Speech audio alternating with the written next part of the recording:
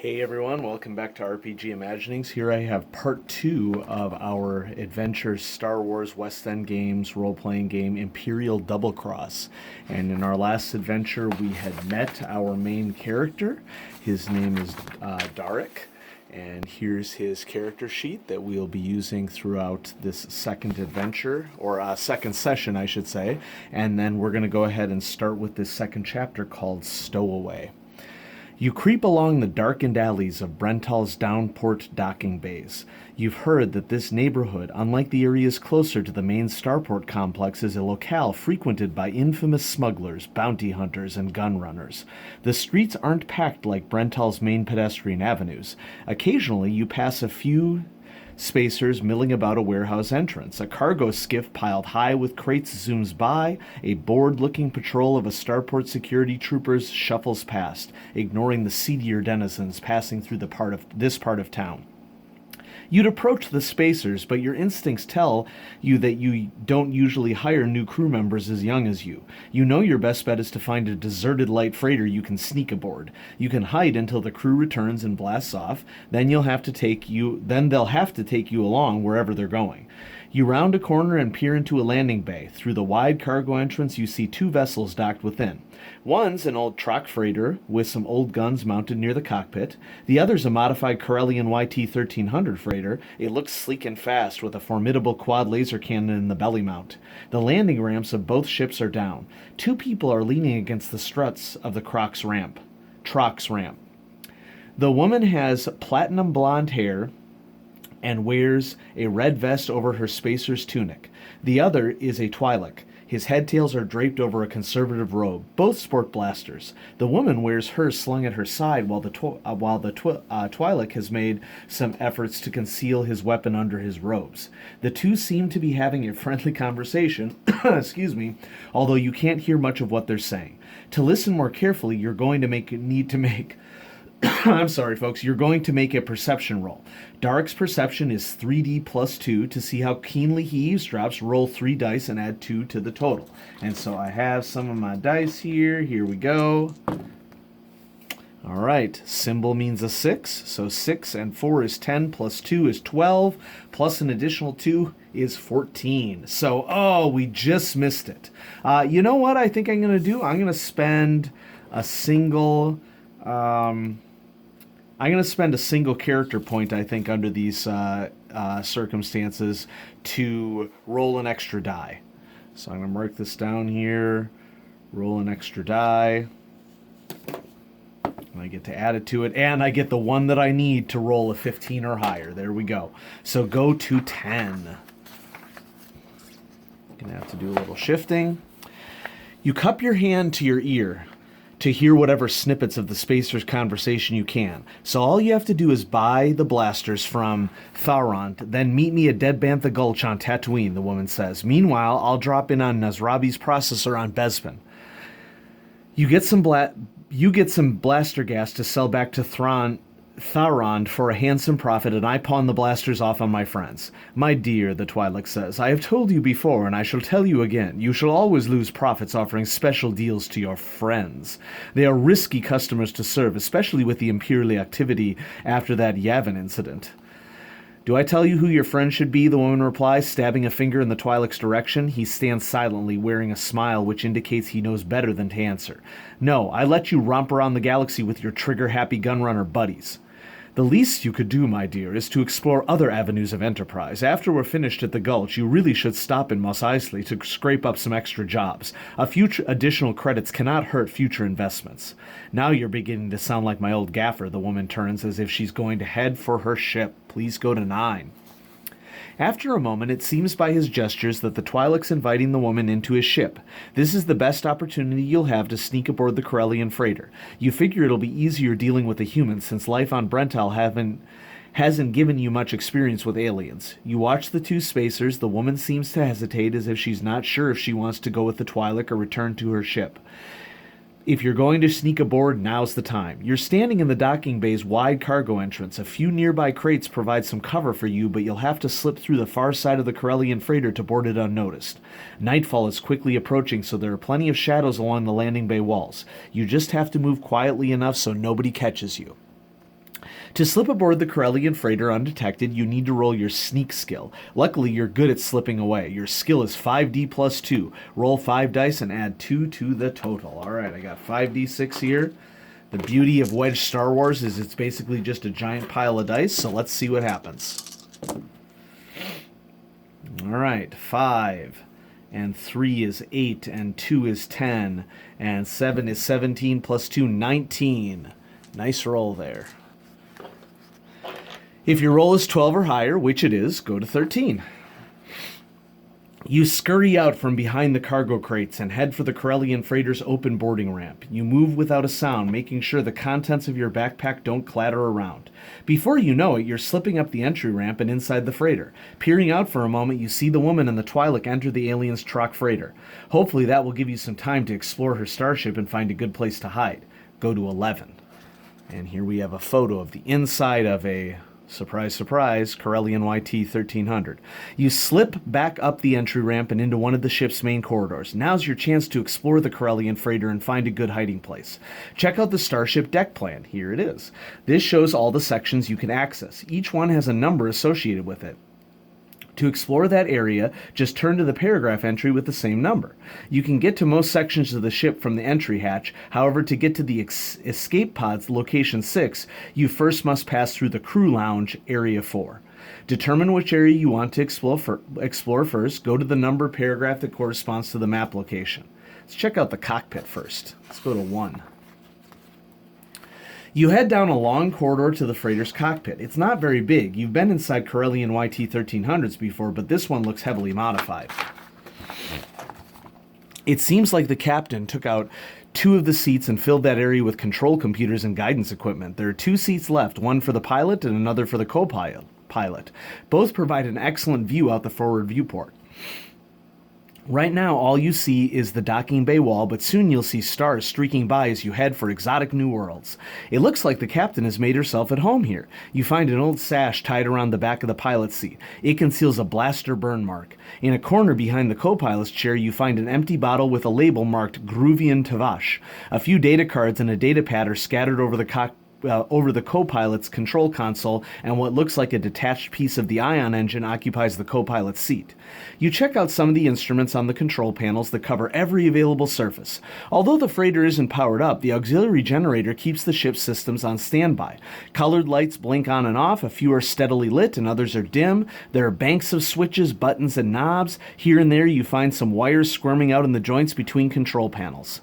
Setting down into the pilot's chair, you survey the control boards around you. The flight yoke hangs directly in front of you, connected to the main console by a steering bar. You find a computer display with an interface right next to the sensor screen and what you think is the shield generator monitor.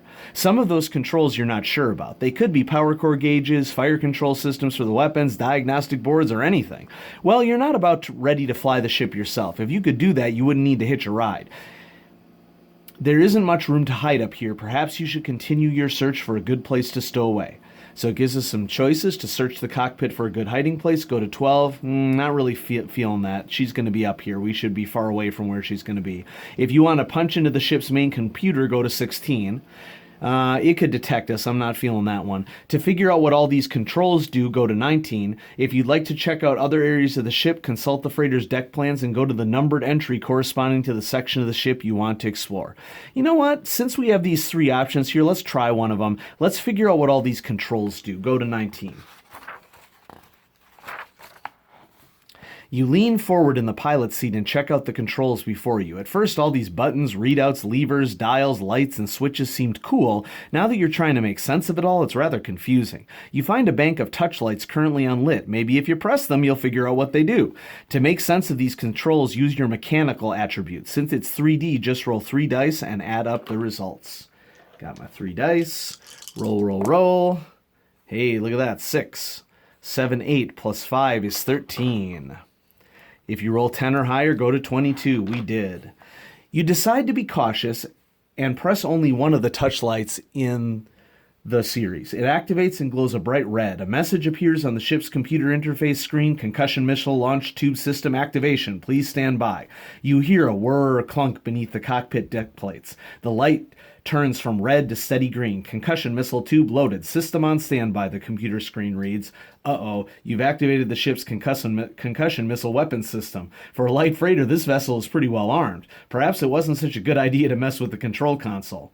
To avoid launching a missile and destroying the docking bay wall ahead, and probably this part of the freighter, you'll need to roll your mechanical dice of 3D again. Roll 3 dice and add them up. Here we go. All right. Yep, that's a 6. 10, 12. We did it. If you roll 10 or higher, go to 27. Whew. Let's hope it's something good. Maybe if you press that green button again, the weapon system will stand down. Reaching over, you carefully depress the touchlight until it clicks. The light goes dark. You hear a whir clink beneath the cockpit deck plates. Hopefully that's the weapon system removing the concussion missile from the tube and securing it in its storage bay. You anxiously check the computer interface screen. Concussion missile tube stand down. System deactivated. You breathe a sigh of relief. Maybe you better stop messing around up here and start looking for a good hiding place. You never know when the captain might come back. To check out other areas of the ship, consult the freighter's deck plans and go to the numbered entry corresponding to the section of the ship you want to explore. Alrighty then. Let's go back to the deck diagram. I really like this idea of being able to explore the ship. I think it's pretty cool. Let's go to the crew lounge, number 4, because that could lead us to the escape pod. You wander down a short passage to the crew lounge. It seems like a comfortable place, filled with the captain's personal touches. There's a musty old divan from Runa with a hologame table to one side piled high with unwashed drinking glasses and beverage containers. One wall sports a control panel, probably for monitoring the ship's engineering systems, with a seat nearby. A large Nashta skin throne dominates one end. It's ornate enough, there we go, to be fit for a space pirate king. A few ornaments hang on the bulkhead. An old-style ship's sensor glass, a busted ion coil, one large curled horn from some giant beast, a draped cascade of gaudy cloth, and an ornamental metal mask. The lounge looks large enough to host a cozy gathering of people no more than 7 or 8. If you snoop around long enough, you'll probably find some place to hide here. To find a good spot to stow away, you'll use your search skill of 4D plus 2. Just roll 4 dice and add 2. We got our 4 dice. Shake, shake, shake. All right, we have 9 plus 1 is 10, plus an additional 6 is 16, plus 2 is 18. We roll 10 or higher, go to 32. When looking around the crew lounge for a place to hide, you pull up the cushion on the Nashta skin throne. You might be able to use the cushion somewhere else to conceal yourself. Underneath, you find a thin card of some kind. Picking it up, you realize it's a Sabic card chip. The face is blank. In Sabic, a randomizer computer transmits and often changes the card faces unless the chip is placed on an interface field. Who knows how long it sat beneath the chair's cushion? You decide to pocket the card chip as a souvenir. Perhaps it will come in handy in the future. Jot down on a piece of scratch paper that you have a Sabic skiffer. I'm going to write it down. Nice. Our first bit of kit. Sabic skifter. This will remind you later in case you need to use it. Please go to 26. And here we go. Perhaps the best place to hide here in the crew lounge is beneath that musty old Runian divan. The space beneath the couch isn't very big, but you can squeeze into it. Besides, nobody's going to be checking under the furniture for stowaways before blasting off. If you decide to stay here and hide, go to 40. If you'd like to check out other areas of the ship, consult the freighter's deck plans and go to the numbered entry corresponding to the section of the ship you want to explore. All right, let's go back and let's do one more. Let's do the cockpit. That sounded like a really good place to hide, because, you know, who knows, maybe we could jettison ourselves out to space when we get near like a world that we're interested in. So we're going to go to 6, the cockpit. You wander down a short curved corridor past the dorsal hatch access shaft leading to the top of the ship. You come upon a hatchway marked Escape Pod, emergency use only. You press a panel next to the hatch and it opens with a hiss. Inside you find 2 padded seats, safety restraints, and a few storage racks. You step into the pod and the hatch hisses closed behind you. The pod isn't very big, but it seems to be a good hiding place. If you want to look around for anything useful in here, go to 39. If you decide to stay here and hide, go to 40. If you'd like to check out other areas. Let's go ahead and try to find something useful here. We're going to go to 39. All right. To find anything interesting in here, use your search skill of 4D plus 2. Just roll 4 dice, add them up. That add on 2 to your total. Here we go, 4D plus 2. Well, this roll wasn't as good. 6, 7, 8, 9 plus 2 is 11. Ooh, we did it, though. We just squeaked by. 36. There isn't much in here to search. It's a pretty small escape pod. While you're checking out the pod's bulkhead, though, you discover that 2 of the panels are actually small hatches to storage compartments. Inside, you find 2 sporting blasters, 2 breath masks, 2 comlinks, 1 glow rod, and about a week's worth of rations in silvery packaging. You briefly consider taking some of this stuff, especially one of the blasters. But you never know when you're going to have to use an escape pod. You'd feel safer knowing all this stuff was right here in the storage space just in case you need it later. Still, this escape pod would make the perfect hiding place, but you might want to explore the ship some more. If you decide to stay here and hide, go to 40. I'm going to go ahead and go to 40 here because you can see it's a pretty long entry, and I want to make sure that we finish this up in an appropriate amount of time. So here we are at 40. You settle into your hiding place, getting as comfortable as you can. It's not long before you hear light footsteps on the ship's entry ramp, then the hum, snap, hiss of the ramp closing, locking, and sealing. Okay, baby, let's blast out of this ho-hummer of a starport, you hear a woman say. A low, comforting hum reverberates through the deck plates as the main power core comes online. You hear the ion drive screech to life, then feel the momentary sensation of lightness as the freighter lifts off. It's a giddy feeling, that and the reassuring sound of the starship's engines slowly lull you to sleep. When you wake up, you find yourself sitting in the co-pilot seat in the cockpit. All the controls on the consoles are lit, and the swirling lights of hyperspace shine through the main viewport ahead. You look to your left toward the captain's seat. The woman you saw speaking to the Twi'lek sitting there now. A red, long mane of a red and silver sash is tied about around her head, keeping her long mane of platinum blonde hair out of her face. She's wearing a faded red vest over her white spacer's tunic. Gray pants with red piping run into dusty boots. A heavy blaster pistol is strapped to her hip in a holster. The captain hasn't noticed you yet, mostly because she's busy rummaging through your backpack. You try to move, but discover your wrists are bound behind you with restraining bands. The captain senses that you're awake and smiles. "Hi, I'm Platt," she says. "You must be my little stowaway. Nice to meet you." Although Platt extends her gloved hand to shake yours, you obviously can't free your own hand from the binders. The captain notices your frustration and smiles. "Sorry, I forgot." "Look, lady, I'd really like to shake your hand," you say, "but I can't with this restraining bands. Why don't you just take them off? I'm not going anywhere." "Hey, I found Darek's voice. Excellent." "First of all, kid, my name's Platt O'Keefe," she says. "Second, you're not out of these restraining bands until you answer a few questions. Like, who are you? What are you doing hiding aboard my ship? Are there any tracking devices in here?" Platt pokes around inside your backpack some more. "Cool stuff in here, you know," she says, pulling out a food bar. She unwraps it and takes a bite. Good. Much better than the slop my galley's auto chef spews out." You sigh, then tell Platt who you are. "My name's Darek. I'm just a bored student from the Commerce Academy. All I wanted to do was run away from home and, well, make a life for myself as a spacer." Platt gives you a sly, sidelong glance and grins. "Cute, kid. Now what's your real name, and tell me who sent you?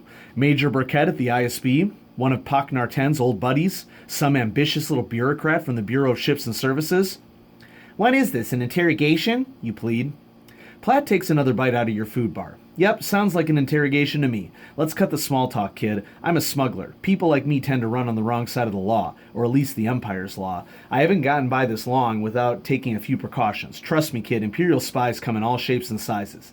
"I am not an Imperial spy," you declare. "I'm just tired of living on Brental. Everyone seems to care only about making millions of credits, scoring big trade deals, scheduling the most profitable cargo runs, and crashing in on the latest commerce trends." Platt continues munching away at the last tidbits of your food bar. "Calm down, kid. I know how you feel," she says. "Brental's my homeworld. Though I don't visit much, I sympathize with you. It's a boring place for someone with wanderlust in his heart." "So will you get me out of these binders?" you plead. "I am no Imperial spy, and I don't work for any crime lord." "Tell me something I don't know, kid," Platt says, unlocking your restraining bands. "No Imperial spy I ever met runs around with a handful of food bars and only 31 credits in his gear bag. So, kid, what do you want from me?" You explain how you ran away from home, hoping to find your fortune as a spacer. Platt nods as you talk about flying to the Outer Rim, making risky cargo deals, running from the Imperial customs officers, and scoring big time with a valuable shipment. "You're worse than I was at your age," she says with a smile. "Tell you what, I'll take you on, sort of an apprenticeship type of arrangement. I'll teach you the ropes, you do what I say. When you're ready to move on, no problem. I can spare a few credits and some gear to get you on your feet, wherever you're really going. But let's get one thing straight, kid. I'm the boss. I call the shots. I give the orders. As a captain, I'm pretty laid back, but when it counts, I can be dead serious. Do we have a deal?" It doesn't seem like you have much of a choice. "Sure thing, Captain." You shake her hand to seal the agreement. Good, Platt says, returning your backpack -1 food bar and checking the command console's readouts. We should be arriving in the Bespin system in a few hours. Bespin, you ask? What's that? Where's that? It's a little out-of-the-way system with a small mining colony. They spin-seal Tabana gas there. You know, the gas that helps actuate the lasers and blasters. You look quizzically at her. In all your studies at the Commerce Academy, none of your lectures ever mentioned spin-sealed Tabana gas powering blasters. Don't worry, kid, it's techie stuff. Anyway, I have an old Mon Calamari buddy there. His name's Nasrabi. We met during my old days serving aboard a Solistan Starliner. Mon Calamari, you ask? Aren't they slavers of the Empire? Sure. Or, aren't they slaves of the Empire? Sure, if you believe everything the Empire says, Platt replies. Don't tell me you believe all the Imperial propaganda. You probably think Alderaan blew up on its own without the help of the Death Star. Well, you start. Look, kid, the Mon Calamari are free aliens, just like you and me. We're just living under the Empire's tyranny, that's all. Some of us notice it, she says, smiling, then points to you. And some of us don't. Just remember, the Empire isn't doing things for the good of the galaxy, it's doing things for the good of the Emperor. Anyway, we're going to Bespin to meet Nasrabi, my old Mon Cal friend. He was chief engineer aboard the Solistan cruise liner I used to work on. After that, he worked maintenance on one of those Tabana gas processors in the depths of Cloud City. But Nasrabi's a clever guy. He set it up so some of the final product was siphoned off to his own little processing facility.